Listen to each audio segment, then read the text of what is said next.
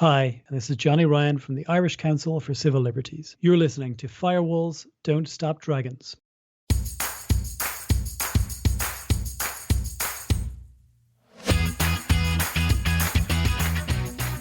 Hello, everybody. Welcome back to Firewalls Don't Stop Dragons. I'm your host, Kerry Parker.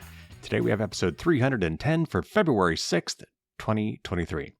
First and foremost, the book is finally out. By the time you hear this, it should be available everywhere. Knock on wood. It is available from my publisher directly, Amazon, as of the time I'm taping this, which is on Saturday. It still says pre-order, but by the time you hear this, it should be officially available. If you've already pre-ordered the book, they should start shipping immediately. Now, I'm in the process of updating several things that are tied to the book. For example, with my newsletter, when you sign up, you get a free first chapter of the book as part of signing up. There's also a top 5 tips document that I give out when you sign up for my newsletter. I want to get that updated as well. It's probably mostly the same, but I know I want to change some of that. So I'm in the process of changing some of that stuff. So if you were thinking about signing up for the newsletter to get any of that stuff, you might want to hold off a little bit. I'll make it obvious somehow on the sign up page that I've made these updates. But here's the big thing. So I could really use your help to try to get this book noticed, which is really hard to do these days. There are so many great books out there, tons of great content to consume. So it's really kind of hard to pop up on people's radars. So at the end of this article, I have a long list, actually, of very specific things you might not really think about that could really help me get this book noticed. Honestly, I don't make a lot of money off this book. I'm not going to get rich with this, but I am trying to reach as many people as I possibly can. And as I've often said, we're all in this together. And so the more people that can implement some basic privacy and security protections, the better off we will all be. Because this is not just a me thing. This is a we thing. Your privacy and your security overlaps mine. There is a notion of kind of a herd immunity in the virtual world, just like there is in the biological world. So to find the article, you'll just go to firewallsdon'tstopdragons.com. It'll be probably at this point the top article there, or you can go to fdsd.me/5th. That's 5th. So another quick tidbit, I got my huge settlement check from the Equifax data breach. This will really show them that they can't get away with treating our data like this and not securing it. My check was for a whopping total of $5.21. It probably cost them more than $5 just to process that check. That's just crazy. Anyway, okay. So today we have an interview, a great interview. Today I'll be talking with Johnny Ryan. He is from the Irish Council for Civil Liberties, and he has been on the show before. It was a great talk before. And today we're going to start by talking about some hefty fines that were levied against Meta, the parent company of Facebook, in the European Union. And there's some really interesting backstory to that whole thing. But then we'll talk a little bit more generally about the state of surveillance capitalism, both in the EU and in the US. But Johnny's a great person to talk to about these things. He and his team are really on the front line of the privacy war. They're doing some great work, which has and will, in the future, benefit all of us, even those of us outside the EU. So it's always great to have Johnny on the show. Glad to have him back. A couple things that I'll mention before we get into it. He talks about Julia Angwin. She wrote a great book called Dragnet Nation. If you haven't read it, it's a great one to pick up. He also talks about the IAB, the Interactive Advertising Bureau, I believe is what that stands for. And that was something we discussed at length in our previous interview, which was episode 231. There's a link in the show notes to that if you want to go back and check that one out.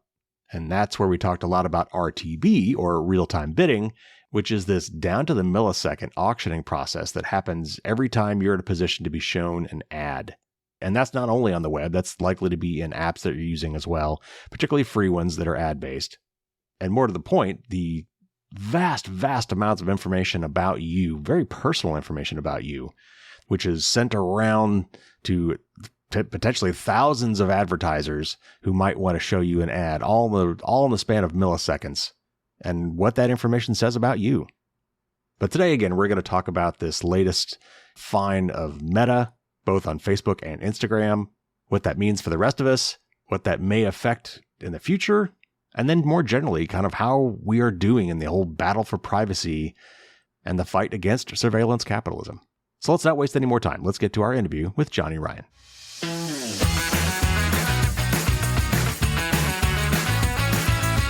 Johnny Ryan works at the Irish Council for Civil Liberties, and he was previously Chief Policy Officer at Brave. He has testified and spoken at the U.S. Senate, the European Commission, and the European Parliament. It's great to have you back on the show, Johnny. Thanks, Gary. Good to be back. So before we get into the details of this recent Meta case, can you give us just, a brief refresher on how big tech companies harvest and use our data? We talk about it a lot, but for the purposes of today's discussion, let's lay a little groundwork. What is behavioral advertising, and how do companies like Meta gather this information that drives these targeted ads? If you think of a big tech firm like a big machine, it will gather up your data to do something you've asked it to do, maybe to drive you from A to B or to show you that route on a map. But now the data about where you've been and where you're going in that example is inside that company. And that machine will use those data for other things that you do not necessarily care. They may or may not benefit you, but they will benefit the company's bottom line. Let me give an example. Let's imagine we've got a fictitious firm called Johnny Incorporated, and Johnny Incorporated has a great mapping system. And I use that mapping system to get me to my various medical appointments. Maybe I am suffering cancer, for example, some form of advanced cancer. Okay, Johnny Incorporated has really helped me by cutting through traffic and shortening my A to B. But what if Johnny Incorporated happens to also own a medical insurance firm in this hypothetical example? Or what if one of its lines of revenue is to sell data about my health to a medical insurance firm, or to target me with ads for other firms, and so on?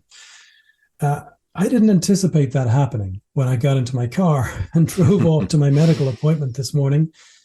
But inside these big firms, one of the things that makes them so dynamic and impressive is also what makes much of what they're doing so lawfully difficult or legally difficult. They have internally a free-for-all of data, a total absence in many cases, it seems, of any limit on what they do with data. And imagine now you're running a small mom and pop company and you're trying to compete with one of these businesses. They can take data that they got from some other bit of their business and drop it into this new market that you happen to have been in. And they drop that in and you have no way of competing. And that's not necessarily in the interest of the person consuming the product or the service in this example. And it means that not only does winner take all, but winner keeps taking everything else too. Well, and of course, the other tricky thing, and this is something we've dealt with a lot over the years, is that it may be the original mom and pop shop that is doing this, and they're doing it for their own benefit. And then they get bought out by the big tech company, and then that gets reused somewhere else. The original purpose for that data has been changed due to mergers and acquisitions, or even just growth. I mean, even Google back in the day didn't use the data like they use it today until someone got the bright idea, hey, we can be monetizing this data. So it's not even.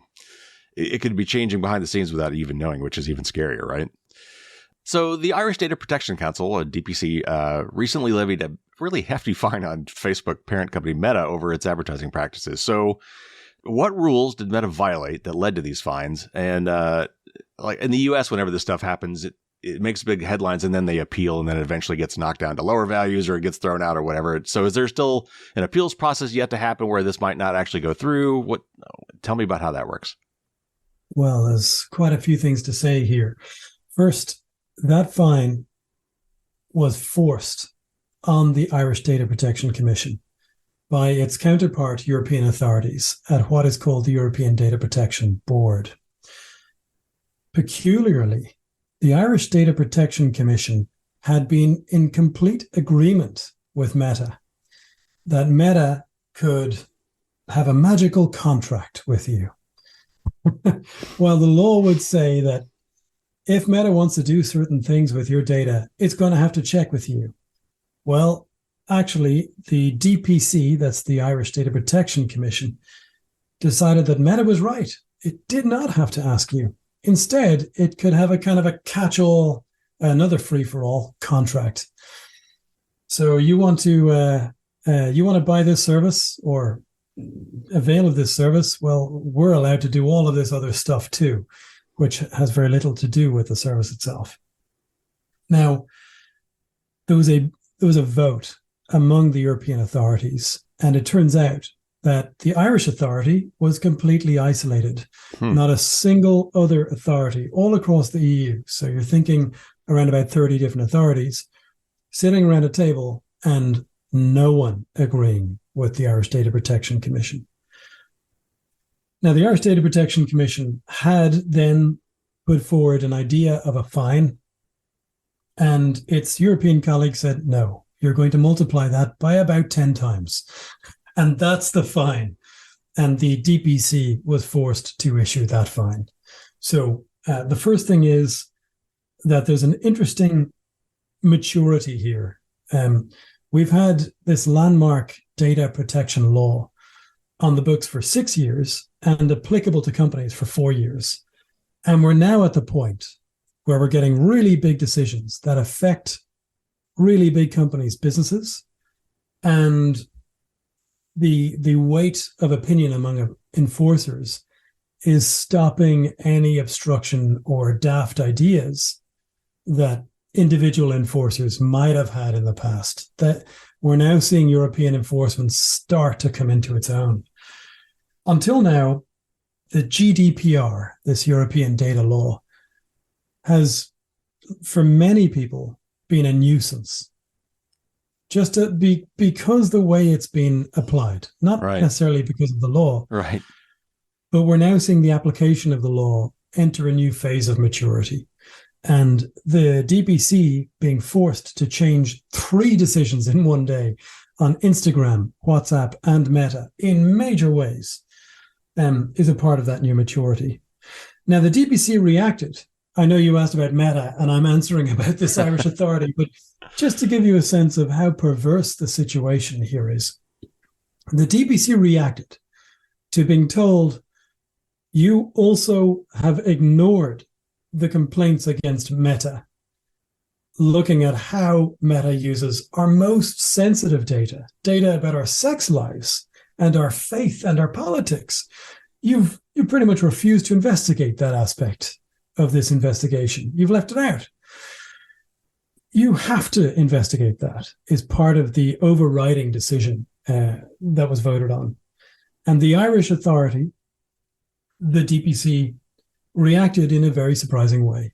Instead of saying, okay, we're going to raid Meta tomorrow, they said, no, we're going to take all of you other European authorities and we're going to sue you at Europe's highest court. So that's what happened in the last few weeks. Wow. Right, so this is a very strange situation where Ireland's authority is the lead enforcer for Apple, Microsoft, Google, Meta, TikTok, many, many, many others in all of the European Economic Area. You've got around about 500 million people living there, and they are relying on this one regulator who is less than a kilometer away from me as I speak. And that regulator is taking all of the others to court. And essentially, it's asking the court to tell it to not do its job. Huh. Now, you asked about Meta and what this means for Meta. The first answer really is this has a meaning for all big tech firms. European enforcers, not just the Irish one, are asserting the law over the objection of the Irish one.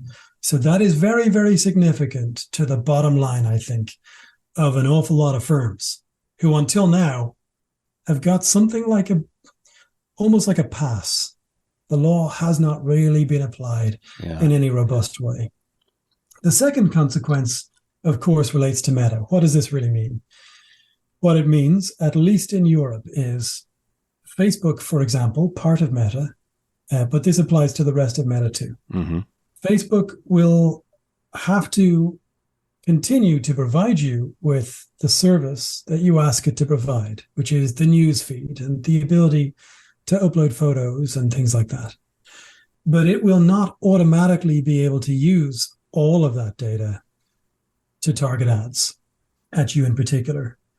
Now, I'm not sure how damaging that is actually to Meta's bottom line. If you had a situation where everyone, as they should in Europe under law, where every company has to get agreement from people for that secondary use of their data for advertising. Mm-hmm.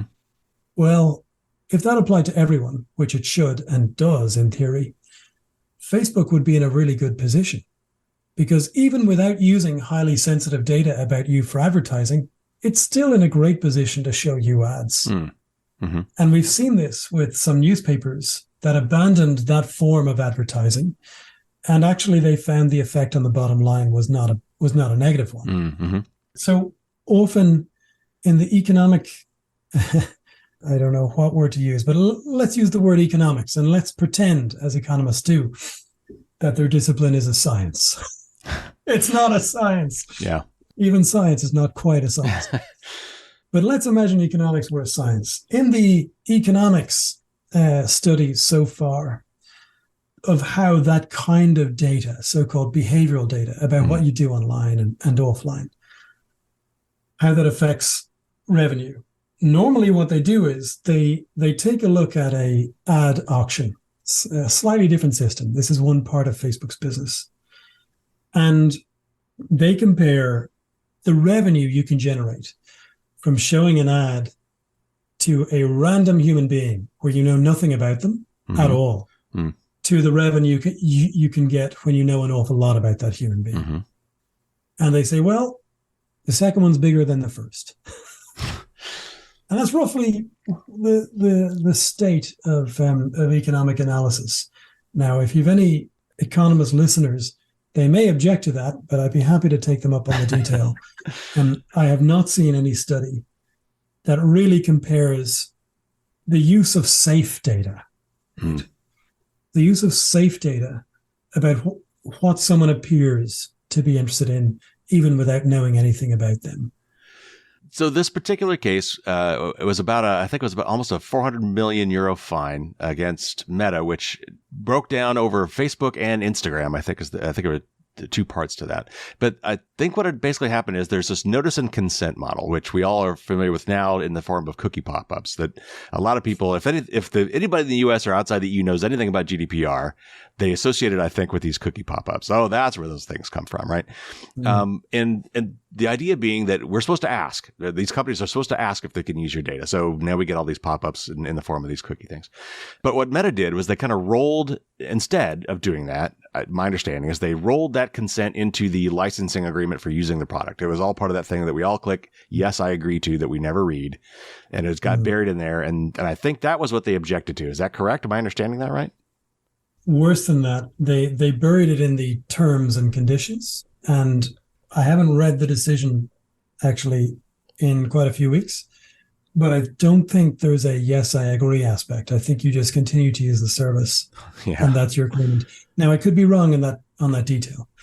Well, software companies have been trying to get away with that stuff for years with end user licensing agreements. I mean, to the point where I remember some software packages, when you used to buy on CDs, and you'd buy the shrink wrap package, and on the shrink wrap package was a label that says, by opening this box, you agree to using the software, and therefore all the terms and conditions, which you haven't read yet because they're on the CD-ROM, which isn't, So they've been doing this for years. So it sounds to me like that's basically what they're doing. Now, I really want to get to beautiful image. Beautiful image. So why did the Irish Data Protection Council not agree with, I'm surprised that there was this disconnect. Did they think it was okay that Meta did it this way? Or was it just legal that they did it this way? And so we need to change the law. I cannot explain what their reasoning was. They didn't do a very good job at explaining it themselves. But I can tell you that other authorities were objecting very loudly a long time ago. And some of them said, if we were to take your view of this, anything could be buried in terms and conditions, and there would be no possibility to protect people against all sorts of things. Right. So it was clearly a nonsense. Let me pick you up on this thing about cookie pop-ups and so on. Mm-hmm. You're right. And it is very unfortunate and unfair and yet accurate that people look at the GDPR as the thing that created these cookie pop-ups. Let me correct that. What created those cookie pop-ups was the tracking industry, which is trying to undermine the GDPR. Right. And malicious compliance. Yes, I've never heard that phrase. That's beautiful. Yeah. Yeah. And conspicuously terrible. And, the user experience is awful, and no one in their right mind could look at those things as positives. Now, in the Facebook case and Instagram case, they are being told you need to ask people a direct question about what it is you intend to do. Now, you can imagine what that would look like. We want to use your health, like, whether you're overweight or underweight chronically, to target you with ads. We want to know if you're emotionally vulnerable and so on. Now, remember, this is the same company that has been exposed again and again by Julia Angwin, then at ProPublica, now at the Markup, for allowing people to target ads to Jew haters, for allowing ads that discriminate by age and race against prospective buyers of homes or applicants to jobs. So Meta has a very, very dubious, it isn't dubious, there's nothing to dube or doubt. It has an obvious and evident track record of misuse of these data. So back to the cookie pop-up point. Funnily enough, there's a European and American story here, and there's a deep moral. This European law, the GDPR, is based on American ideas from the 1970s. Very, very clever, sensible American ideas. I think you're referring to the FIP, the Fair Information Practices. Yeah, those FIPy FIPs, yes. And they came about because you had magnetic tape, social security records, health data, credit scores, and suddenly they were coming together, and they would never go away, and you could get them cheaply and easily. So the GDPR takes these long established American ideas and attaches some teeth to them and addresses them not only at the public sector, but at the private sector as well. Now, the industry responds with spam. Yeah.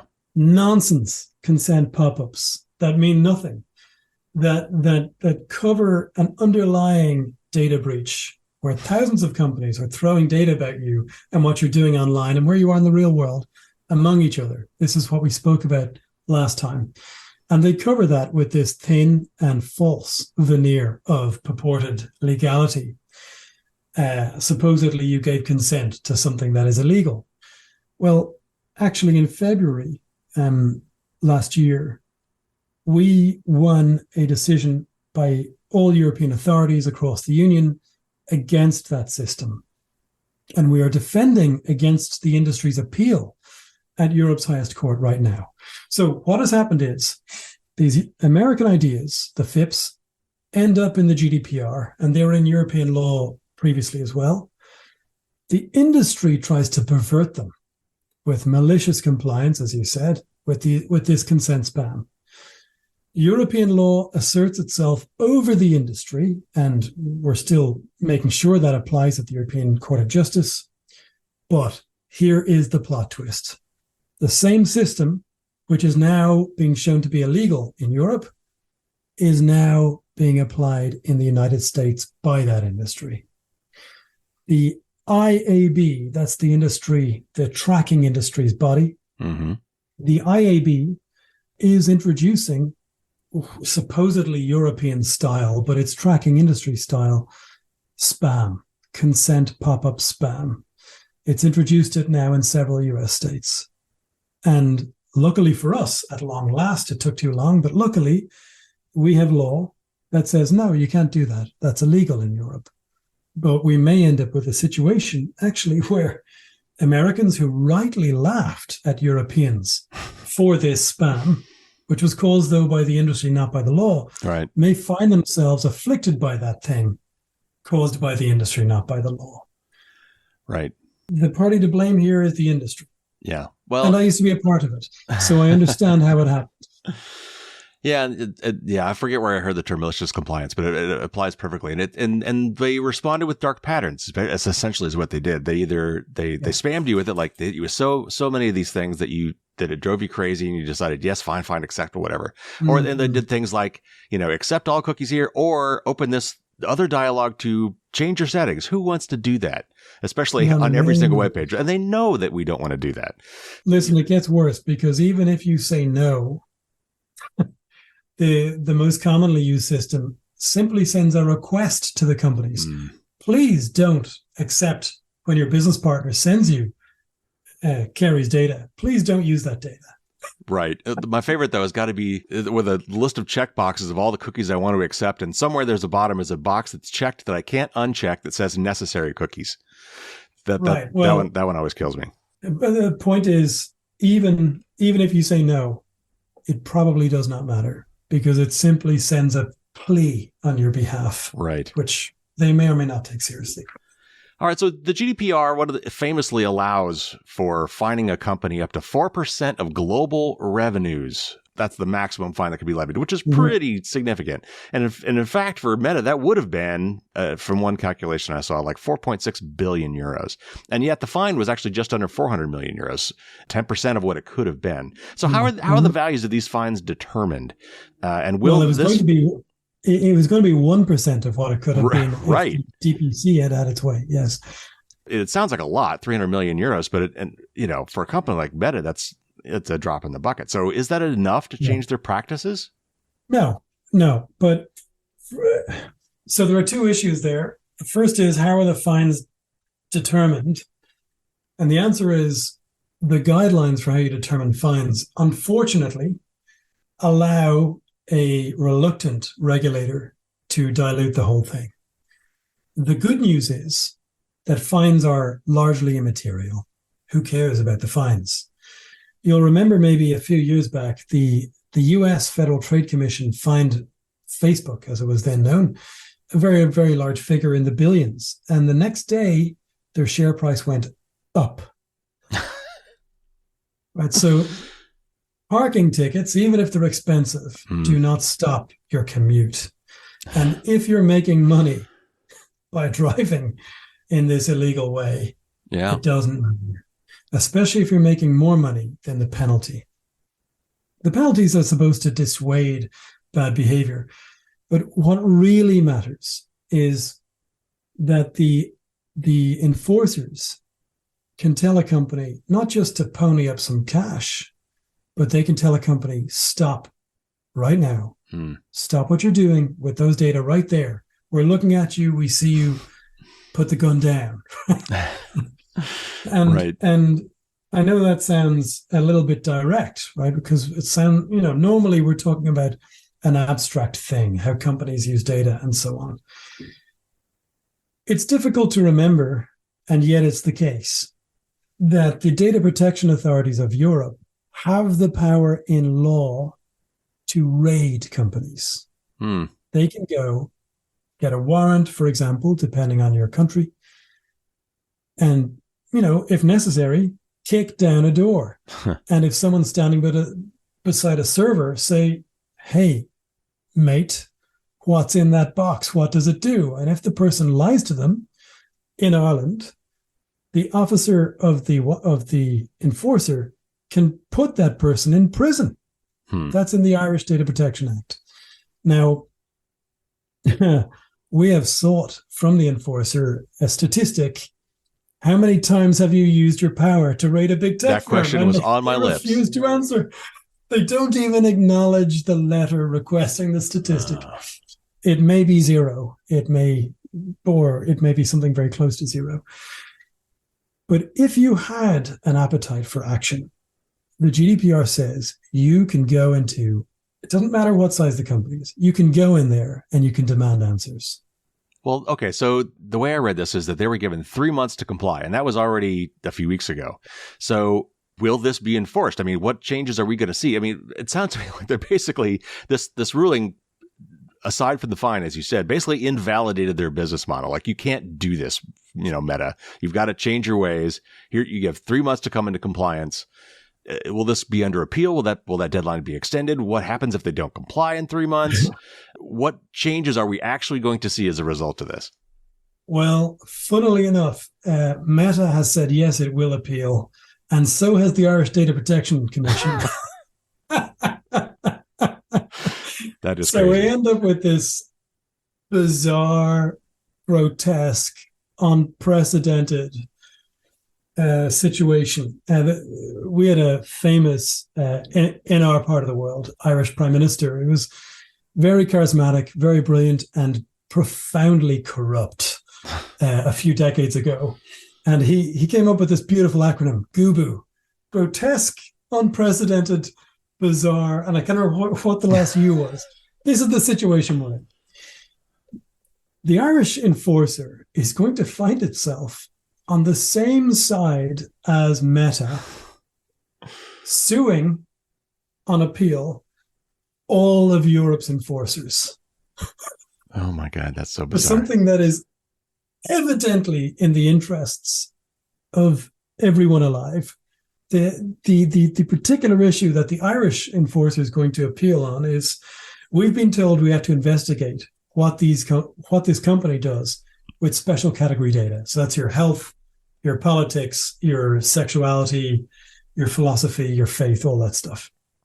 And we don't think we should be told to do that. Meta's going to say, well, there were procedural errors, or, they'll try and find some grounds for appeal, and they'll fight it as hard as they can. So, yes, it will definitely be appealed.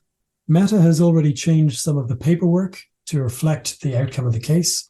Its privacy policy now has some semblance of a table that shows different things they do with data and why. It's still not very good. But yeah, this is going to roll on, and we'll see if it sticks.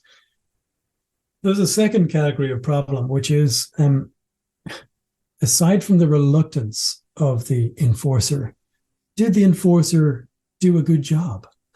Are there procedural errors that the company can pull apart? I'm not going to comment on it one way or the other, but that's how this kind of thing could fall over.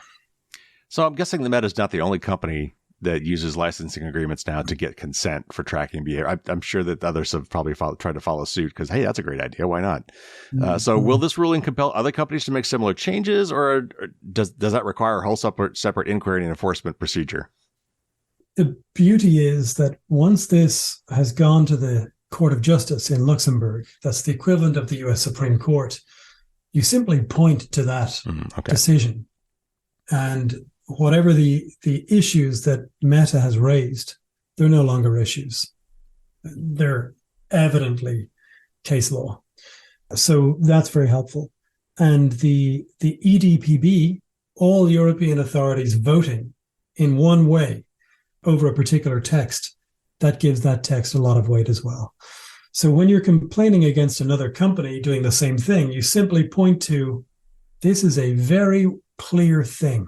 In fact, the only people who don't get it is the Irish enforcer. So that kind of gives you a sense of where it is. So yes, it's very significant. But more significant for the other companies is the pattern of behavior here, where you can no longer get by just because the Irish enforcer happens to believe with you, to be under the same illusion that you're claiming to be under. So was this focused strictly on notice and consent, or could we hope for a broader issue here? Like, you can't just sneak these kind of things into consent agreements or in end user license agreements, or is this narrowly focused on this one issue? There are all sorts of other things we agree to in these things that no one ever reads. So does this also give leverage to some of those other things being unwound? Yes. There's a thing called a processing purpose. You could think of it as the unit of account for how data are used inside an organization. Claude Shannon gave us the bit and the byte, and that's the unit of account of information. But inside a business, we're not just concerned with quantity of data when we're trying to understand how businesses work. We're also interested in the use of the information. And a dynamic company like Amazon, for example, could be doing tens of thousands of different things with data. Each of those processing purposes needs to have some lawful basis if the data are about people and they can be identified. Now, a lawful basis doesn't need to be consent. If it's not data that reveals the person's health or sexuality and so on, you can use some other lawful basis. In some cases, you can even use contract. That's true. What Facebook was doing is, yes, it was using that very intimate data, but also it had this very unclear contract where you didn't really know what you were agreeing to. Mm. What it must now do is make really clear what its processing purposes are and what legal justification it has for them. So that's a bit of a revelation.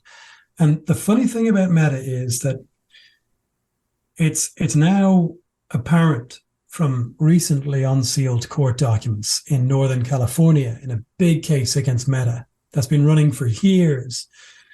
It's now apparent that Meta has no idea what it's doing with their data. Right. Doesn't have a clue. Yeah, I saw that too. That was scary. This has got to have Meta shaking in its boots, or at least Mark Zuckerberg. I mean, Meta stock is down like 60% from its peak. And Mark Zuckerberg has explicitly said that the privacy restrictions, particularly those from Apple, are really hurting its business. Like they actually put a number on it, like it cost them $10 billion in 1 year or something they were saying. So can Meta, these other data-driven businesses, adapt and survive in a privacy-respecting world? Is there what I keep thinking about advertising, like for all of human history until recent years, advertising has been contextual because we didn't have the behavioral data to do it. I mean, when you're driving down the road, you saw a billboard. So did everybody else driving down that road. When you're getting a newspaper, all they knew was, well, these are the kind of people that tend to buy our paper. And maybe they're in the sports section, so we could put an ad here because the people in this section are probably in this demographic. That was the best we could do. That's what we had for all of human history until the internet came around. Why can't we just go back to that? It seems to me that if we could go back to where we just watch the ads, but the ads don't watch us back, that it's a level playing field and we're kind of back to what we used to be. Why can't we just do that? I think we can, and it can be quite sophisticated. This isn't a dumbing of ads. But first, let's just make clear how dumb ads are now.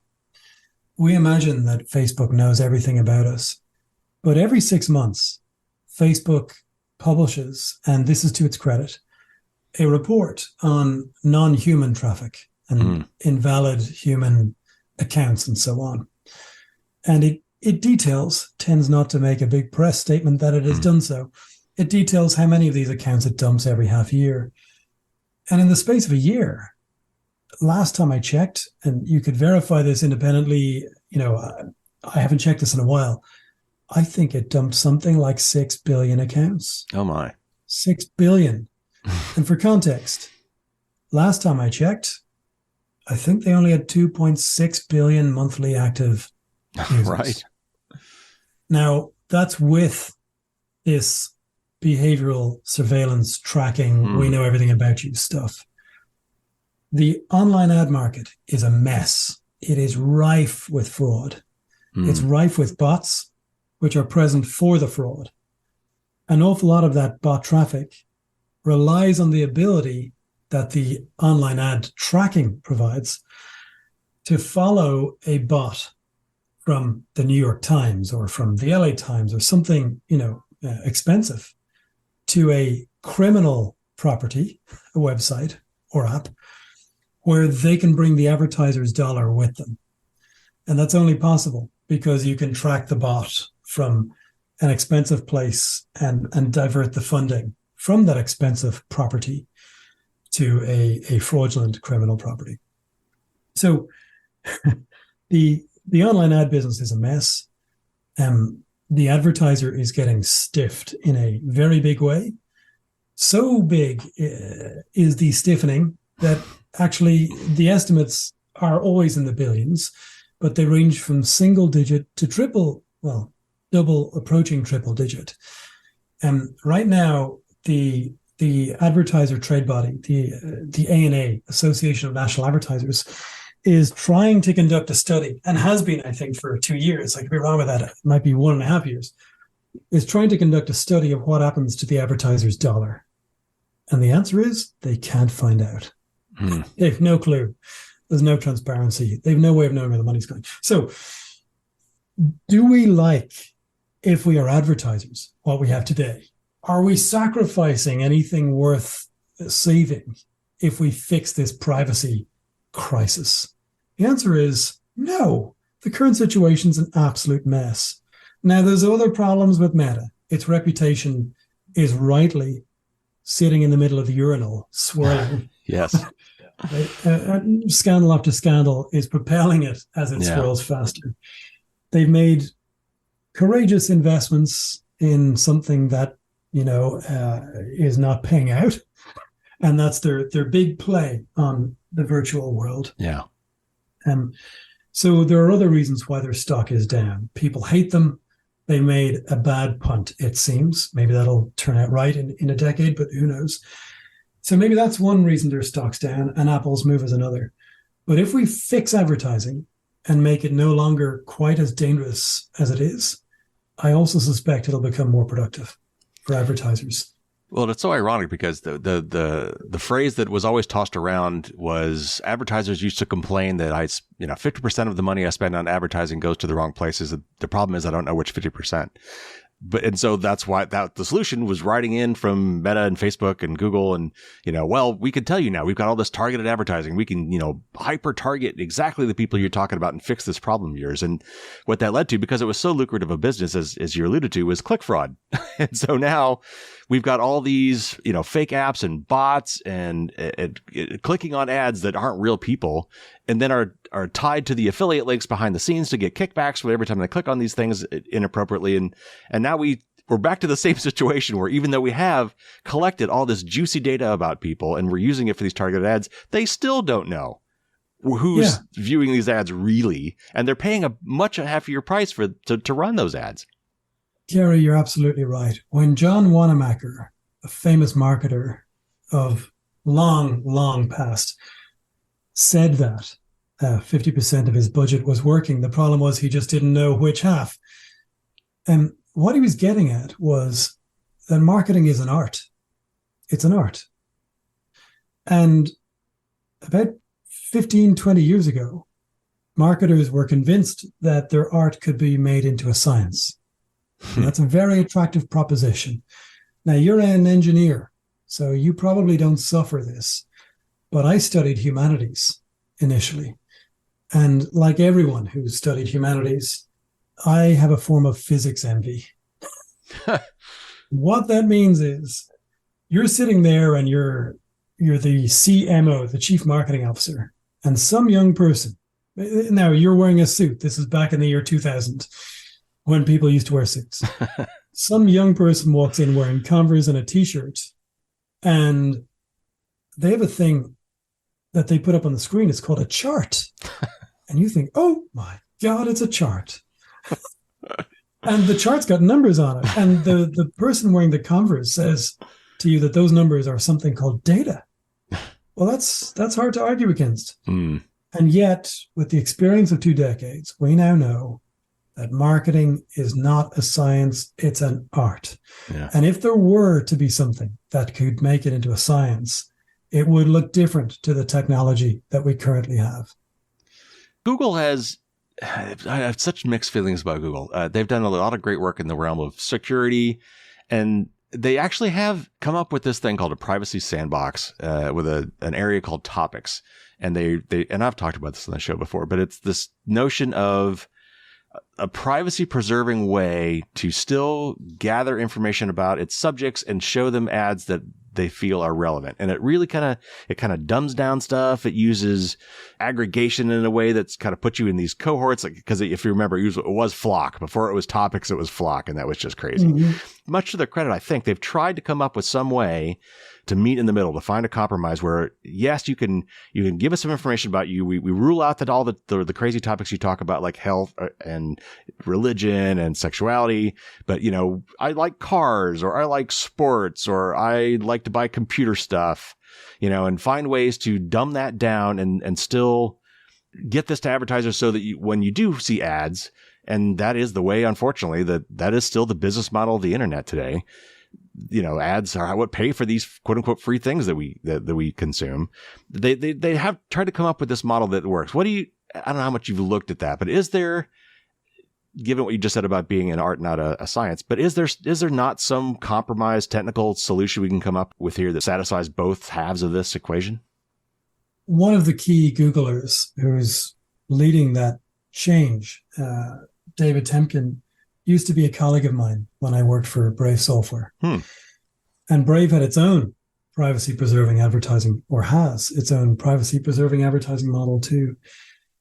Yes, I looked at it. I looked at it in detail, or at least as much detail as was possible. Google is astoundingly vague about the big stuff. Routinely, it's astoundingly vague about the big stuff. When the new law was coming in, people had to wait until the last 2 weeks. Publishers were then sent something by Google, which was vague, and it turns out disadvantaged them enormously. So even with the material available, there were a few papers and so on, it wasn't fully clear what FLoC was. There's been a whole lot of discussion back and forth at the W3C, that standards body. And there have been various iterations of Google's approach. But ultimately, Google said it was going to do something, didn't do it, delayed doing whatever it was going to do, and it was never entirely clear what it was that Google was going to do.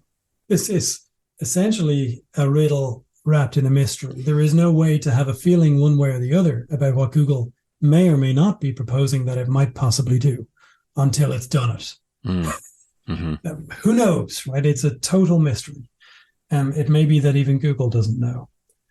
So I have no thoughts one way or the other. I would say what's important is to be maximally skeptical of Google or anyone else. And I would have no confidence whatever they come up with will necessarily serve anyone's interests other than their own. And that includes the general population of people using the internet. Well, yeah, and that is certainly one of the arguments I've heard against this, is even if they could come up with this technologically sound, privacy-preserving method, it still kind of locks Google in at the center of the ad universe and makes them the one-stop shop. If cookies are going away, this is all part of their supposedly getting away from third-party cookies because we're all blocking them now anyway. But this would still solidify Google's position as the one place to go for all this information. Let's dig into that a little bit. Today, you have two different types of data free-for-all. Right now in online advertising, there are thousands of companies throwing data about us all to each other, back and forth. And by the way, many of them are in China and Russia, and Google, among others, is throwing our data to those companies too. It's on their public list. So there's an external data free-for-all outside of the walled gardens, but key players there are Google and Meta too. So that's the ad auction business, the real-time bidding business. But then inside these big companies, they have their internal data free-for-alls. And we talked about this a few minutes ago, where they are taking data that they got for one reason, and they're using it in some other bit of their business to prop up, their business there too. Now, if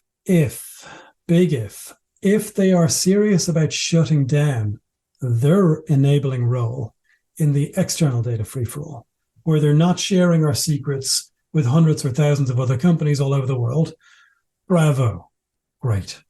And when those little companies who aren't as big as Google, for example, complain to competition or antitrust authorities that that's unfair, that is like a back alley surgeon waving his bloody saw in the air and complaining about those people over in that hospital with their electricity and their anesthetics and their sterile equipment. They even wash their hands and saying that's not fair. Well, tough. Unfortunately, you must figure out a way to conduct a safe business without causing huge harms for the rest of the population. But when they say, why should Google be allowed to continue its internal data free-for-all? When they figure out the real problem, they may start saying that, they would be completely correct. Now, this cross use of data internally, that's a live issue. We're working on it right now. And in Europe, there's a new piece of law called the Digital Markets Act that engages with that. But the GDPR, the data protection law, also does. So actually, we've relevant litigation ongoing right now on that point. All of this sets up a kind of a false conflict between antitrust law and privacy or data protection law. Actually, if you were to take purpose limitation, which is this old idea in data protection law, at least in Europe, it's an old American idea, and apply it, it would break up. It would functionally separate these big companies. And you would see the emergence of young, innovative, nascent competitors. And you would see the emergence of better systems that make life better for everyone, except for Google, where you have efficiency in the ad market. You have people no longer being thrown to the wolves. You no longer have situations where, you might remember the case, a Catholic priest was outed, a guy living in Boston. And that seems to have been because the fact that he was using Grindr, the gay dating app, was leaked out to hundreds of companies by the ad tech firm Grindr was using. I think it was MoPub, which used to be owned by Twitter. And that data about him using Grindr then found its way into the public domain, and he ended up leaving the priesthood. Yeah. But stuff like this, it's happening every day. Well, and that is something we haven't yet addressed, and that is, so far we've been discussing the case of somebody collecting data, and we've assumed that data will stay safe. And that is, and as we've seen with all the data breaches, and this is, I think, was at the basis, well, this and the fact that law enforcement and particular intelligence agencies tend to have ways to access this data as well, that Max Schrems is basically saying, does any of this have any meaning whatsoever when these intelligence agencies or other companies, or I would argue cyber criminals, can steal this data and release it anyway? I mean, if it's not safe, even if the people who collect it did it properly and do it for the right reasons, it's still there waiting as a honeypot for somebody who wants that data. It's the fact that it exists at all is a problem. So two things. First, Max is also saying, I understand that security agencies of a nation need to be able to do certain things. But the individual concerned, they also need to be able to go to a real judge in a real court in that country and make sure it's all okay. So a big part of his case is not saying that European data should not travel to the United States. It's also not saying that the United States should not be able to protect itself. It's simply saying that he should be able to go to a judge and ask the judge, is this okay in each individual case? I think that's reasonable. I'm just reading, to refresh my memory, a submission that we made to the FTC in November, I think. And in it, we talk about the national security risk from the online advertising system, not just Google, not just Meta, Amazon's in there, thousands of other companies too. Now, if you look at Google says in its public documentation that 4,698 different firms receive data from its ad business about all of us. That's what Google says. Wow. Microsoft's equivalent says 1,647 firms. So we're talking about a lot of firms. Yeah. Plenty of those are outside of Europe and outside of the United States. I say this because you're in the States and I'm in Europe. Right. They're in places all over the world, including China and Russia, and including sanctioned companies. So this is even more remarkable. Now, what does that mean? The Tracking Industry Standards Body, the IAB, has a document, it's a public document that sets the rules for how data brokers build profiles about us. Right? It's a standard that data brokers can use to have common tags that they might tag people with. Now, those tags include IAB code 885 for purchase intent. It means you're a buyer in the aerospace and defense sector. The same document also gives codes for online gambling, debt, bankruptcy, and so on. Now, there is a reason why US lawmakers have called the so-called bid stream of online advertising, of RTB, a gold mine for foreign intelligence services. Yeah. It's actually not a gold mine. It's a gold gusher. So this is a problem. Now, the Director of National Intelligence either has been or may be, I'm not sure what the situation is, directed to consider whether US intelligence personnel have been tracked by foreign adversaries using RTB. This is certainly something Congress was considering requesting. I don't know if they have yet. And there's an interesting case. When the shoe is on your foot, it looks differently to when it's on the other person's foot.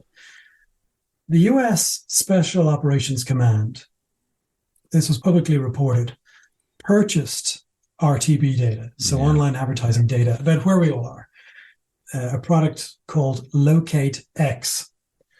But also, it turned out that US military special operators in Syria and Kuwait and at Fort Bragg and at Fort Hood, their locations had been exposed by the same online advertising system. So, yes, this is very convenient for military operators in the US to see where someone in another country is. Right. But at the same time, it's really convenient for your adversary to see where you are, even inside Fort Bragg. Yeah. I'll never forget the classic story with the Fitbit, or what are the other? Strava was the company that tracked Strava, yeah. That tracked the heat maps of where people do like to go running, and turned out that there was a whole bunch of people running in the middle of nowhere in Afghanistan. That was around an airstrip shaped pattern. Right. Yeah. Yep. Crazy. So there's a reason why the US Cybersecurity and Infrastructure Agency has asked all federal agencies to block ads to reduce what it calls the risk of data collection by third parties. So we don't need even to get into what this data crisis means, this privacy crisis means for you and me. It's already so clear what it means for national security. Right. It's unignorable. All right. Well, you and I could go on for hours, I'm sure. But let's wrap this up a little bit. Hopefully maybe on a positive note. What does the future look like for data privacy? It really feels to me that we've maybe hit a tipping point. Has surveillance capitalism peaked? Are we finally understanding the problems with it, and has it become such a crisis now that things are going to start changing for the better? I don't know. I would love to say I'm entirely optimistic, but this has been a long fight. It will continue. In the United States, it is very positive to see the FTC, the Federal Trade Commission, take a serious role and propose very soon, hopefully. There's a long process, but we're talking years, not decades, and propose new rules across the union, across the US, for what cannot be done for commercial surveillance. It is kind of crazy that those rules don't currently exist. Yeah. Wild, really. And yet, hopefully there's a solution coming soon. However, the other side is working too. And earlier this week, the IAB had its annual powwow, a big annual conference. And the CEO of the IAB made reading the transcript, it looks unhinged. A speech calling lawmakers and others who were pushing for some correction to the crisis. He was calling these people extremist. I think he used the term extremists maybe 18 times in his speech. So the industry is feeling the pressure, and it's kind of like old Detroit, except that old Detroit did have a noble history and was part of the dynamo of your great nation. The online tracking industry does not have a great history and is part of a dynamo of nothing. But you might see it start to kick back as it enters what it now realizes is a crisis point. It really is under pressure. The terrible pity is that it is not under pressure in Congress and at the Senate, nor is big tech. And we saw that with Klobuchar, Grassi bill on antitrust not receiving the support that it should have, particularly from the Republican side, which I think is very gravely disappointing. But the FTC and the new authority in California, using the CPRA and new California law, I think we're going to see real progress there. In Europe, we at the Irish Council for Civil Liberties, we have litigation in multiple jurisdictions. Germany, Belgium, Ireland, Luxembourg, also in Northern California, actually, against a major data broker. And we're seeing progress. I think we are going to see that the tracking industry is forced, just like Detroit, is forced to start considering safe alternatives. It is essential for people's livelihoods in that industry that they start making that adjustment now. Now, what they're currently doing is they are taking the language of safety and privacy and so on, and they are trying to garb their current practices in that language. So, this reminds me of Dieselgate. We've been here before in many industries. That's not going to fly. We certainly will sue them. Have no doubt we will sue them. Oh, we will sue them thoroughly and conclusively, but others will too. So it is time that they mature their understanding of where they are. It's the end game, and they need to get serious. Well, Johnny, it's so great to have you guys on the case and out there keeping these guys honest and fighting the good fight. Thank you so much for coming back on the show and talking to us today. Thanks, Kerry. Good to speak with you again.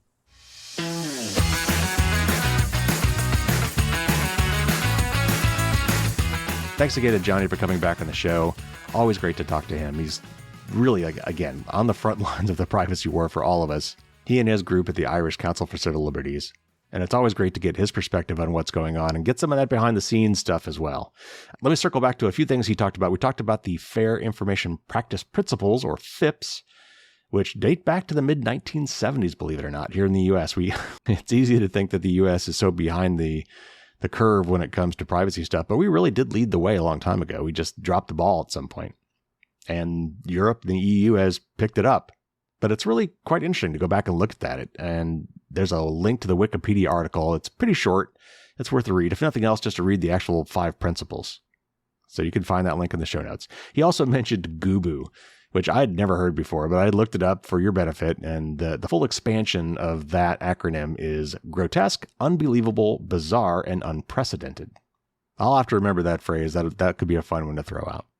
And then he also mentioned Dieselgate. That was the Volkswagen emissions scandal, where the Volkswagen cars had programming built into them such that when they were on a test harness to do emissions standards, they would actually act differently to improve their emissions for the purpose of the test, but wouldn't do that when actually driving on the road.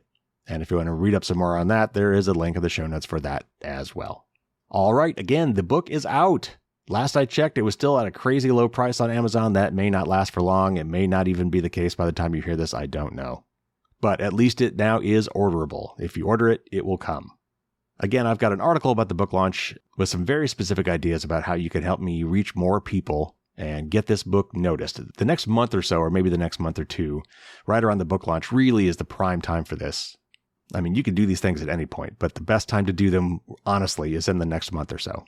Again, you can find that just by going to my website, firewallsdon'tstopdragons.com, or go to fdsd.me/fifth.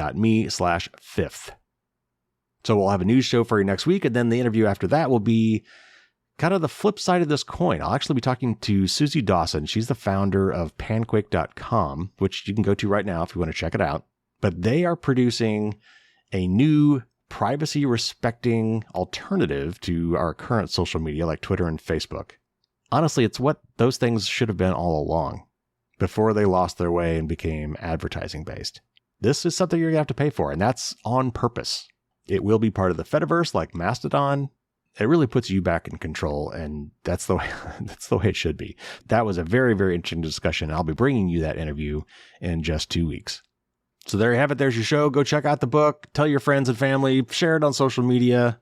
It is a really big update. It went from like 170 tips to over 200 tips. It went from 400 pages to over 600 pages, a lot of which are screenshots, by the way. So don't let that scare you.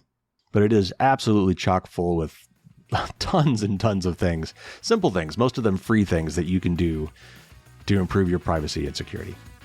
Take care, everybody. Stay safe out there. And until next week, as always, don't get caught with your drawbridge down.